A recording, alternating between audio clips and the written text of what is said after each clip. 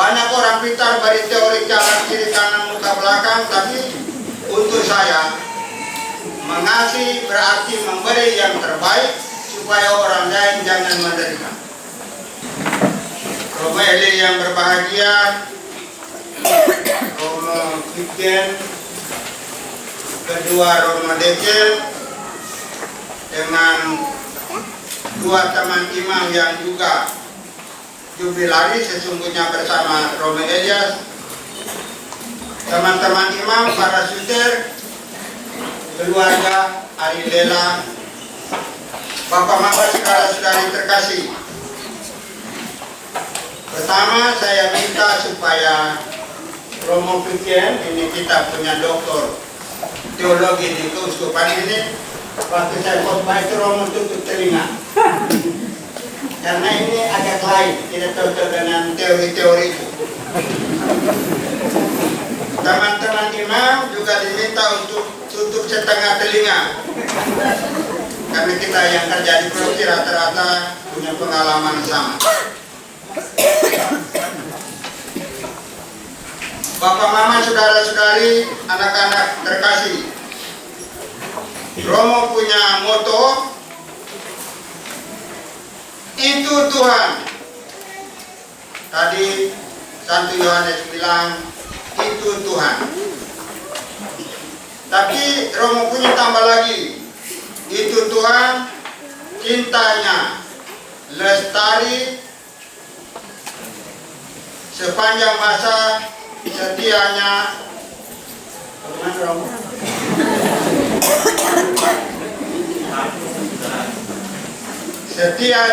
kesetiaannya tidak berkesudahan, supaya kita bisa mengerti itu moto ini dengan baik. Mau dan tidak mau kita mesti beri secara sederhana arti dari kata-kata itu. Cinta.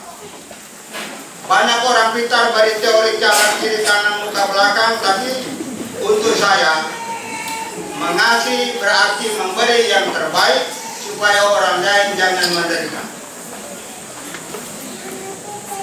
Kalau Tuhan mengasihi, artinya Tuhan selalu memberi yang terbaik supaya manusia jangan menderita. Lalu sesungguhnya kalau kita di Indonesia itu rasanya ada beda-beda.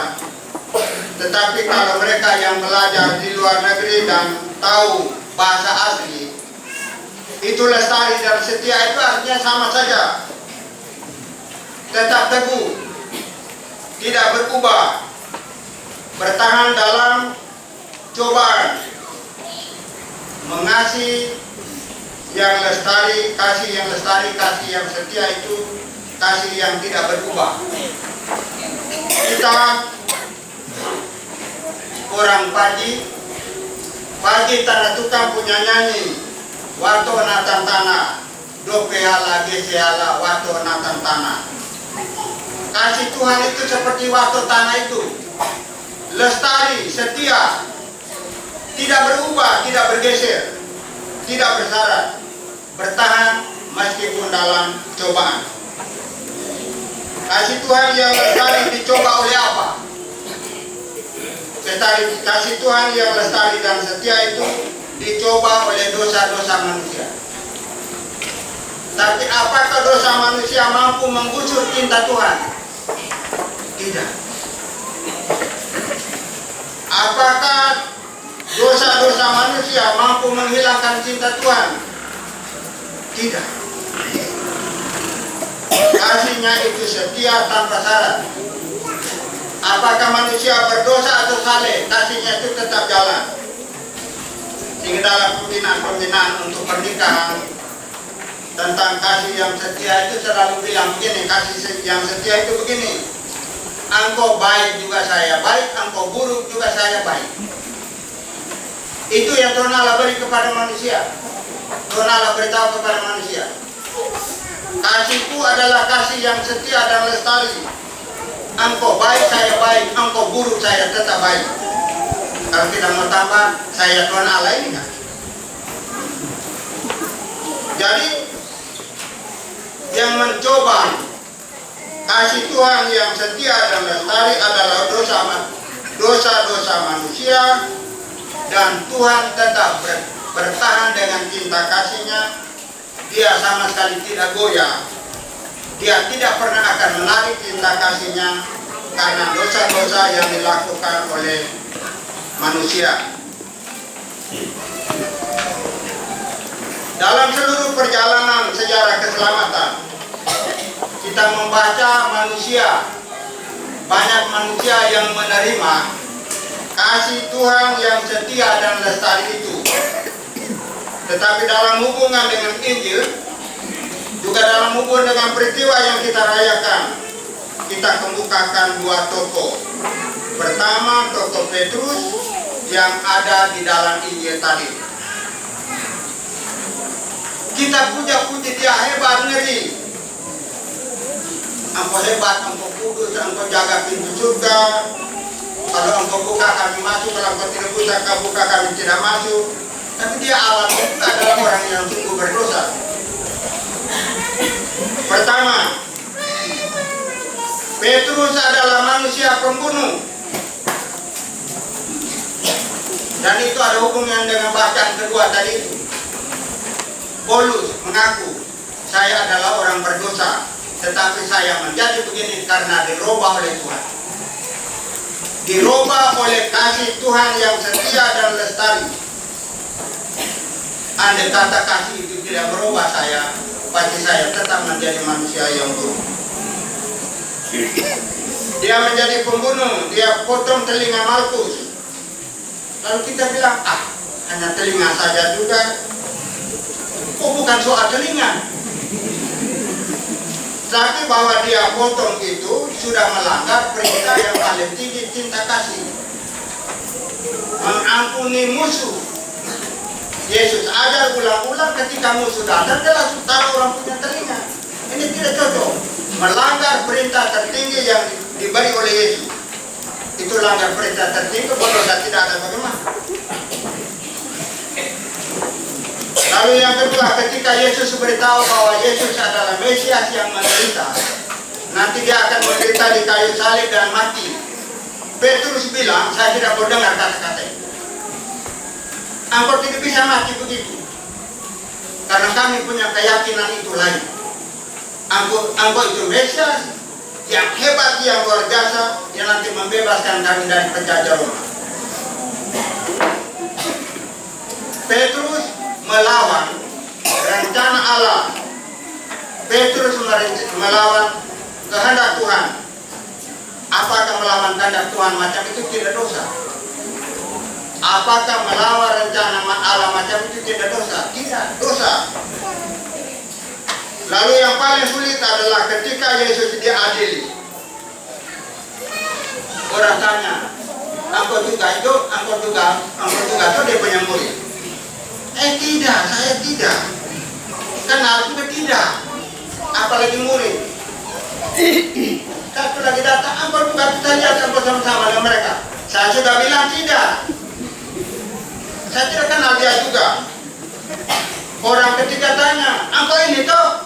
Saya sudah bilang tidak. Nah, ketika dia teriak, Yesus dengar. Yesus toleh. Lalu kita bisa bayangkan apa yang Yesus omong dalam hati.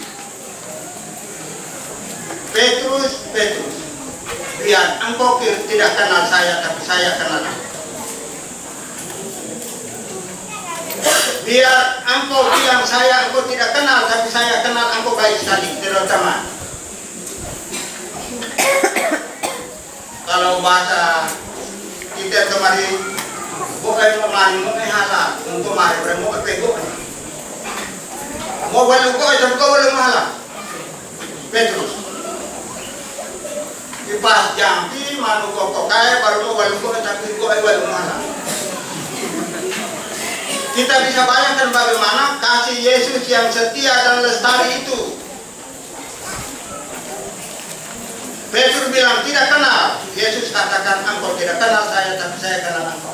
Mau walu kau tapi kau belum halal. Bagaimana kita bisa bayangkan setianya dan lestarinya kasih Yesus itu. Bapak Mama, saudara-saudari terkasih, kemudian itu di dalam perjalanan dalam Injil tadi itu mereka bertemu di pantai. Mereka bertemu di pantai terlepas dari cerita-cerita itu sebenarnya. Satu pertanyaan yang terakhir sesungguhnya adalah, Petrus, apakah engkau mengasihi aku? Menurut orang-orang yang pintar, itu Yesus kata yang sama mengasihi, tapi Yesus omong kata lain. Itu Yesus pakai kata lain, Petrus pakai kata lain. Kita gargar sedikit. Yesus itu pakai kata agapas, sedangkan Petrus mempergunakan kata phileus. Agapas itu kasih yang berkorban, yang murni sungguh-sungguh untuk orang. Yang Petrus pakai itu kata yang mengungkapkan kasih yang rapuh, tidak penuh, tidak utuh, tidak murni.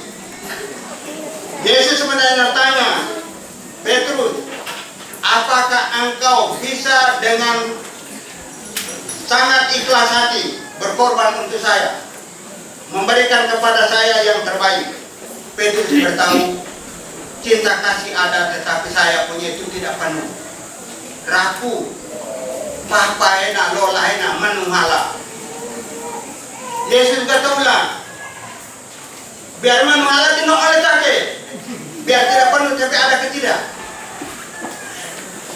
Ada tapi hanya setengah, bahkan tidak sampai setengah, rapuh. Kali ketiga, ada atau tidak itu yang saya tanya? Ada. Engkau sudah tahu, engkau tahu saya punya pengalaman yang lalu, masa hidup saya yang buruk. Engkau tahu saya pernah menyangkal engkau, saya pernah lawan engkau begini. Mungkin engkau sudah tahu, tanya ulang-ulang bagaimana. Lalu Yesus sebenarnya bilang, kalau itu biar sedikit, yang penting ada. Kalau ada, engkau ikut saya.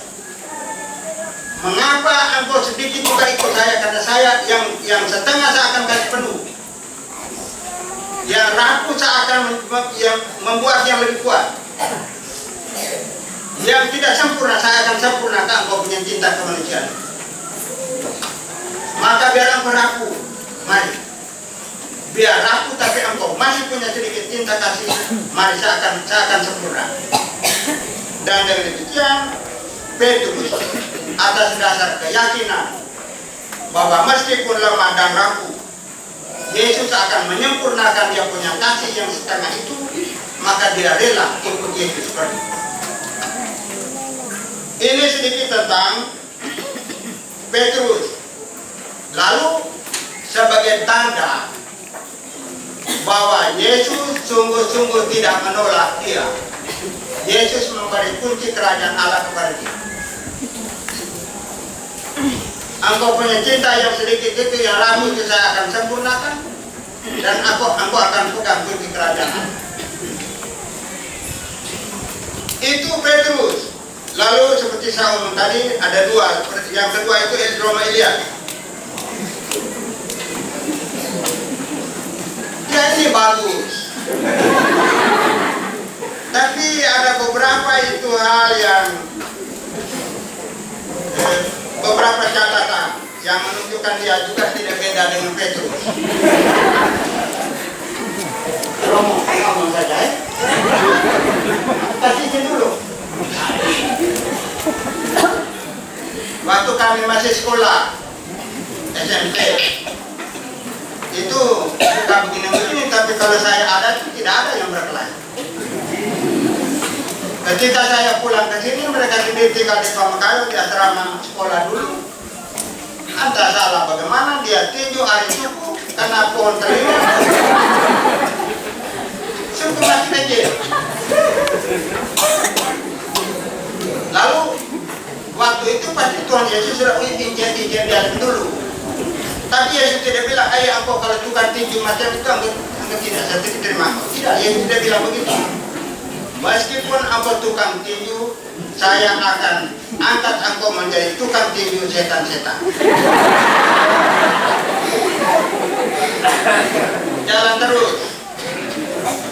Kemudian itu mereka dua dengan adiknya yang sekarang di Merauke, mereka dua itu di kelapa. Kelapa itu dia punya bapak punya, tapi mereka pakai curi. Mereka dua runding. Ini kalau saya peti kami saya kasih lepas, dia bunyi, masih orang tahu. Apalagi belum ada kasih itu.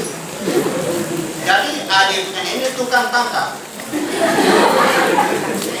Tangkap pertama itu betul penuh dengan hati-hati, jadi baik, tangkap bagus baru. Kali kedua dia rasa diri sudah jago, mulai silat-silat.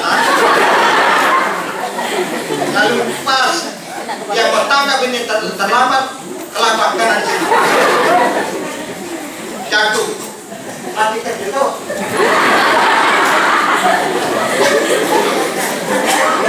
Mati kecil. Sudah itu tamat sekolah SMA dan sebagainya.